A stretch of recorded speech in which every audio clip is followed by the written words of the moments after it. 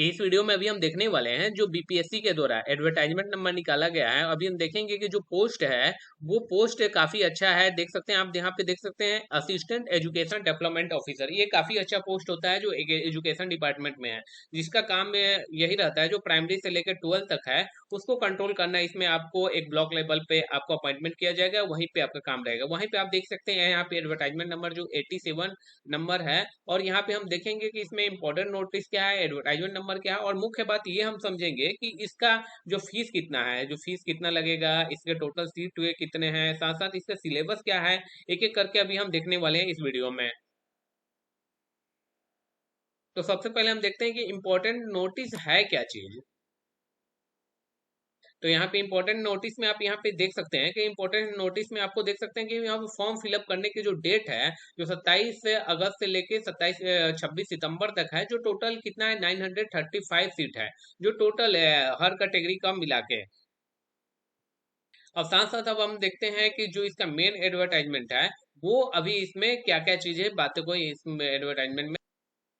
यहाँ पे आप सामने देखिए जो टोटल जो सीट है जो टोटल 935 है। वहीं आप बात कीजिएगा कि जो वुमेन्स है उसके लिए आपको 319 है। ये जो सीट अभी जो बिहार सरकार के द्वारा एक आदेश जारी किया है जिसमें जो भी रिजर्वेशन महिलाओं को दिया जाएगा वो केवल ओनली फॉर बिहार स्टेट का डोमिसाइल होगा उन्हीं को दिया जाएगा। नहीं तो क्या था जो 30% अनरिजर्व थे, यहाँ पे आप देख सकते हैं 131 सीट थे। इसके अंतर्गत बाहरी जो वुमेन्स थी उनको भी अलॉटमेंट कर दिया जाता था जनरल के तहत। तो जनरल के तहत इनको यहाँ पे अलॉटमेंट नहीं किया जाएगा, यहाँ पे उनको फाइट करना पड़ेगा वहां पे माइनस करके। वहीं बात कीजिएगा कि यहाँ पे ईडब्ल्यूएस का तो 93, वहीं आप बात कीजिएगा एससी एसटी, उसके बाद वो अत्यंत पिछड़ा वर्ग बीसी ईबीसी, उसके बाद वहीं डब्ल्यूबीसी। यहाँ पे टोटल सीट मिलाकर 935 है जो केवल इसके तहत आप देख सकते हैं 390 केवल महिलाओं के लिए है, बाकी बचे जो मेल के लिए। वहीं आप बात कीजिएगा कि इसके साथ साथ एक चीज और दिया गया है कि जो पोता पोती नाती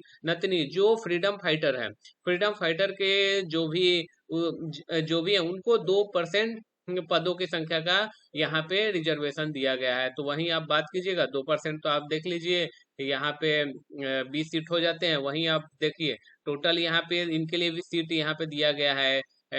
यहाँ पे जो दिव्यांगता है उनके तहत यहाँ पे दिया गया है। और सबसे यहाँ पे जरूरी बात यह है कि यहाँ पे जो सैलरी है तो सैलरी में कई बार कई लोगों का कहना था कि जो ये लेवल है जो स्तर है ये लेवल 5 के अंतर्गत रखा गया है, लेकिन इसको लेवल एटलीस्ट 6 के अंतर्गत रखना चाहिए जहाँ पे उसका 35,400 का यहाँ पे बेसिक सैलरी बनेगा। वहीं अगर लेवल 5 में रखा है तो 29,200 का ही बन रहा है, तो भी आपको इन हैंड सैलरी आज अगर आप अपॉइंटमेंट होते हैं तो भी आपको अबाउट 45,000 मिल जाएगा जो काफी अच्छी सैलरी है। वही बात कीजिएगा कि एजुकेशन तो आपको एटलीस्ट ग्रेजुएट होना पड़ेगा, ग्रेजुएट है तभी इस फॉर्म को फिलअप कर सकते हैं। और साथ साथ इसका क्राइटेरिया ये भी है कि आपका एज मिनिमम जो एज है 21 ईयर हो। और उसके साथ साथ यहाँ पे देखिए अनरिजर्व के लिए 37। वहीं बात कीजिएगा बीसी ईबीसी के लिए आप देख सकते हैं 40 साल। वहीं एससी और एसटी के लिए आप 42 साल देख सकते हैं।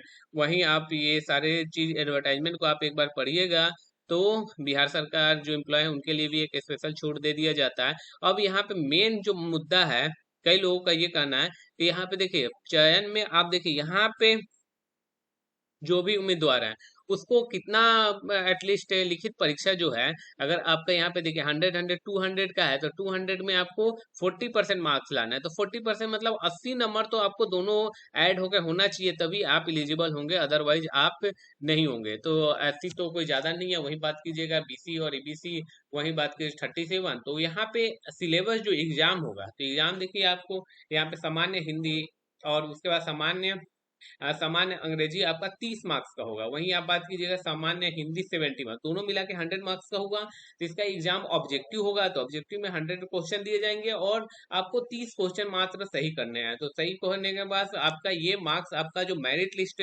जिससे बनेगा उसमें ये इंक्लूडेड नहीं होगा, केवल आपको पासिंग करना है ये जरूरी है। इसके बाद ये नहीं कि आप इसको छोड़ ही दीजिए, क्योंकि इसमें कई बार क्या होता है कि क्वेश्चन का लेवल काफी अच्छा होता है, आपने यहाँ पे तो बहुत मेहनत किया लेकिन यहाँ पे आपने थोड़ा भी मेहनत नहीं किया जिसके कारण आपने 1-2 नंबर मार्क्स से आपसे छूट जाने के बाद बहुत ज्यादा अफसोस होता है। तो इसको भी कभी कभी आप इसको आप प्रिपेयर मोड में ही रहिएगा, कभी आपको देखे रहे तो कभी आधे एक घंटे थोड़ा बहुत देखते चलिए। वहीं बात कीजिएगा कि इसका निगेटिव मार्किंग है, तो जी हाँ, इसका निगेटिव मार्किंग है और निगेटिव मार्किंग भी अच्छा खासा है। कई बार देखेंगे 1/4 रहता है, लेकिन इस एग्जाम के तहत 1/3 निगेटिव मार्किंग किया गया है, जो काफी हाई निगेटिव मार्किंग यहाँ पे माना जाएगा। वहीं आप बात कीजिएगा कि सिलेबस का, तो सिलेबस आप देख लीजिए।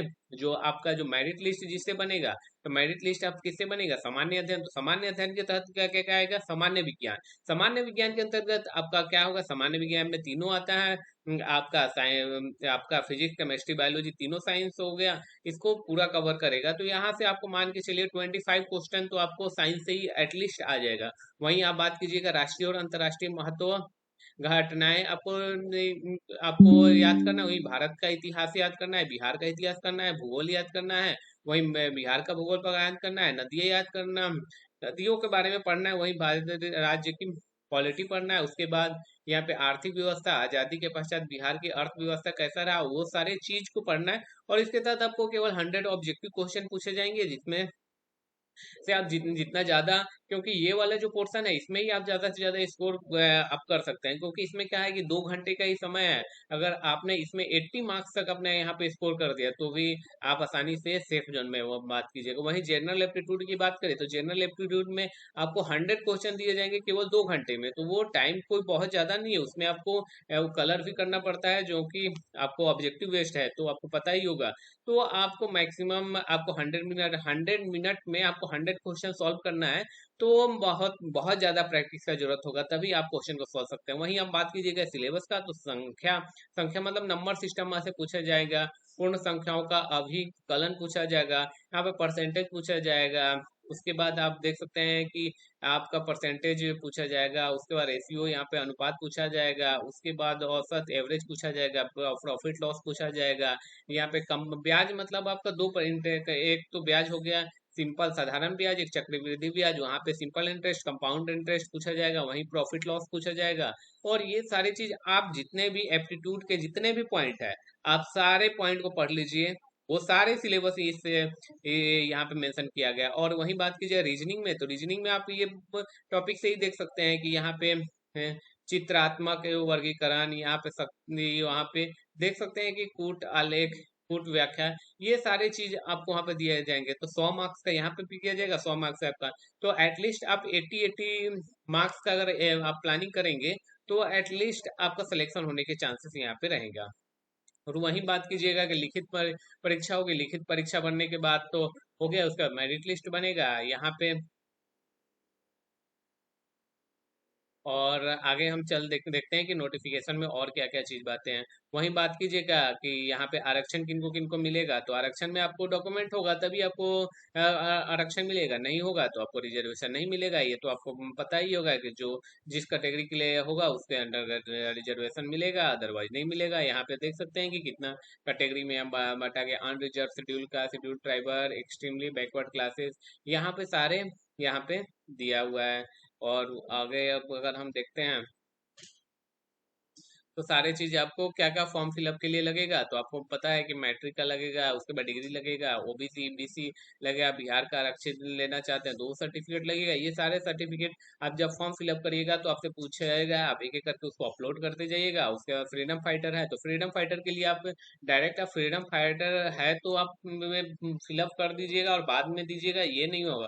आप एट ए टाइम जब फॉर्म फिलअप कर रहे हैं उसी समय आपके जो ग्रैंडफादर होंगे, वो आपके आपको आपके पास एक सर्टिफिकेट होगा, उस सर्टिफिकेट के तहत पे आपको 2% का जो लाभ है वो दिया जाएगा। वहीं बात कीजिएगा यहाँ पे, तो ये सारा है कि वो डेट भी दिया गया है कि कब से कब तक फिलअप किया जाएगा, जो मैं स्टार्टिंग में ही बता दिया 29 सितंबर तक, ये जो काफी लंबा टाइम दिया गया है। वही पूरा कैसे रजिस्टर करना है, तो आप देख सकते हैं OTR आप देख सकते हैं, जिसमें वो आपको वन टाइम रजिस्ट्रेशन के लिए आपको एक साइट पे जाके, बीपीएससी साइट पे यहाँ पे दिया हुआ है, वहां पे आपको क्या क्या देना पड़ेगा। आपको अपना मोबाइल नंबर, एक ईमेल एड्रेस डालिएगा, ताकि आपका जो भी डाटा रहेगा वहां पे भी एक तरह से सेव रहेगा। अगर कभी आपने पासवर्ड भूल गए तो आप ईमेल आईडी और पासवर्ड के थ्रू यहाँ पे आप ले सकते हैं। ये सारी जानकारी पूरा कंप्लीट हुआ। और कोई जानकारी चाहते हैं इस वाली से रिगार्डिंग, तो आप कमेंट कीजिएगा। Thank you for watching.